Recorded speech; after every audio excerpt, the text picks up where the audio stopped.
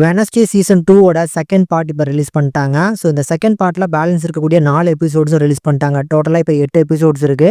மொத 4 எபிசோட் நீங்க பார்த்துருப்பீங்கன்னு நினைக்கிறேன். பார்க்காதவங்க அங்க இருந்தே ஸ்டார்ட் பண்ணுங்க. மிச்சம் இருக்கக்கூடிய இந்த 4 எபிசோடோட கதை என்னன்னா, எபிசோட் 4ஓட எண்டிங்ல வந்து அந்த மான்ஸ்டரால அட்டாக் பண்ணப்பட்ட வெட்னஸ்டே உயிரோட இருக்கிறாங்களா, இறந்துட்டாங்களா அப்படிங்கிற சஸ்பென்ஸ்ல தான் முடிச்சிருப்பாங்க.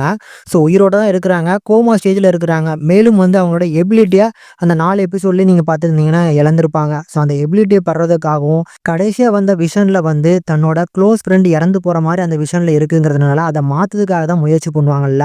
அந்த முயற்சி தான் இங்கேயுமே கண்டினியூ ஆகுது. அதுல ஒரு கட்டத்துல வந்து பாத்தீங்கன்னா தவறுதலா இவங்க 2 பேருமே பாடி ஸ்வாப் பண்ற மாதிரி ஆகி போயிடுது.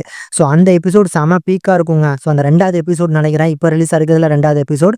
அப்போ பார்த்தோன்னா 6வது எபிசோட் நினைக்கிறேன். ஸோ அந்த 6வது எபிசோட் வேற லெவல் பண்ணிட்டாங்க. அதே மாதிரி கிளைமேக்ஸுமே செம சம்பவங்க. கிளைமேக்ஸ்ல அந்த வில்லன் எல்லாம் சூப்பரா டிசைன் பண்ணியிருந்தாங்க. அண்ட் வெட்னஸ்டே சீரியஸ் ஃபுல்லாவே கூடயே சுத்திட்டு இருக்கக்கூடிய அந்த திங்கோட பார்ட்னர் யாரு, ஸோ யாரோட உடம்புல இருந்து அது வெட்டப்பட்டுச்சு அப்படிங்கிற அந்த ஸ்டோரி பிளாட்டுமே நல்ல இன்ட்ரெஸ்டிங்கா இருக்கும். ஸோ கண்டிப்பா கிளைமேக்ஸ் எனக்கு ரொம்ப பிடிச்சதுங்க. ஓவராலாவே பர்ஃபார்மன்ஸ்ல யாரையுமே குறை சொல்ல முடியாது.